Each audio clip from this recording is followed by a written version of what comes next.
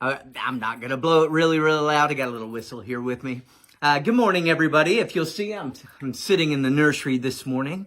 Wanted everybody to get a chance to maybe see one of the places that we aren't around right now.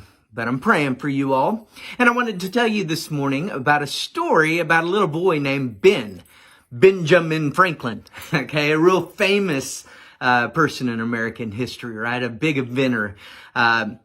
So I wanted to talk about when Benjamin Franklin, Ben, was a little boy. He was 7 years old.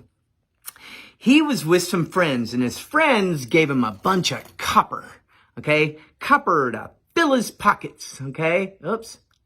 There it is. Copper, okay? Lots of pennies, okay?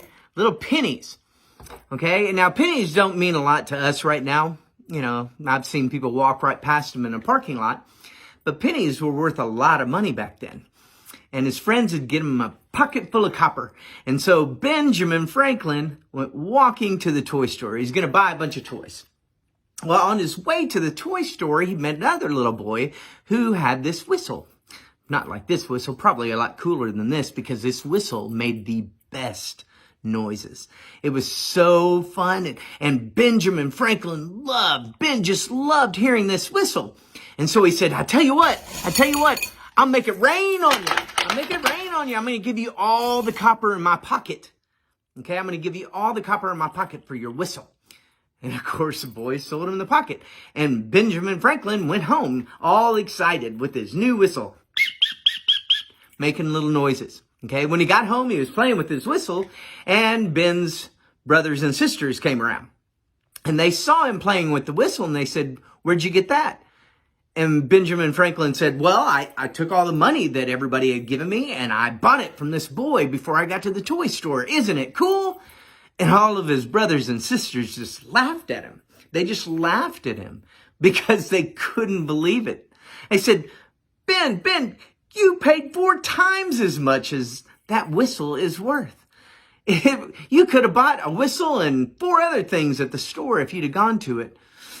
Ben was sad. He started to cry because he realized he had overpaid for his whistle. Well, Benjamin Franklin always remembered that. Okay. What he decided was he'd always remember that. So anytime he saw someone that overpaid or gave too much for something that wasn't worth that much, he would say, he paid too much for his whistle. Which kind of leads me to the story this morning from the Bible. Okay. Jesus is talking to his disciples. And Jesus says, what good is it to have all the stuff, everything in the world, if you lose your soul? Okay?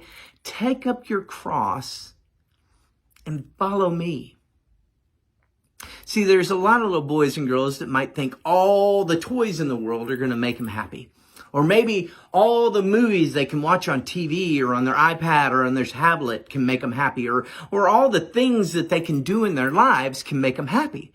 But Jesus knows the only thing that can really, really, truly make you happy, okay, is being one with God's love, having God's love with you.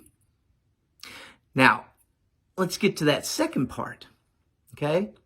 What good is it to have everything if you don't have love, okay? But 2, Jesus says, take up your cross and follow me. Well, Jesus' love, he sacrificed and gave up a lot for us, okay? Kind of like right now in the pandemic, okay? He gave up a lot for us and we're giving up a lot for other people. Well, one of the things that I've given up that I've really loved, okay, is the Olympics. Okay, I love the Olympics. The Olympic flame and all this stuff. Okay, I love the Olympics. And we forget the Olympics were supposed to have happened this summer. And Michael Phelps is one of the most famous Olympians.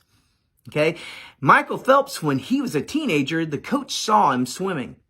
And he talked to his mother and he says, I'll make him an Olympic gold medalist, but he's going to have to sacrifice a lot. Well, he went up to Michael Phelps and he said, you're pretty good, but you're going to have to sacrifice for me to be an Olympian and win a gold medal, okay? You're not going to be able to spend a lot of time with your friends. You're going to have to sacrifice by not eating junk food. You're going to have to sacrifice by practicing every day and really working out and really getting your body in shape. And Michael Phelps said, Yep, because he knew if he did it, he could win a gold medal and it would be worth it. Okay? Well, we know that it was worth it for Michael Phelps. He gave up all these things and he's the most decorated Olympian of all time, right? Well, Jesus says it's worth it to sacrifice to share God's love with others. It's worth it. It's not overpaying for a whistle. Okay? It's worth it to sacrifice other things so that we can have God's love. It's way better than a gold medal. So I'm not going to sacrifice my prayers for you all. And I hope you know that God loves you. Okay? And it's important to know that sacrificing for God is okay. And we're sacrificing right now by not being in person. But we'll be together soon. But Jesus is always with us in our heart. God bless you. Have a great one.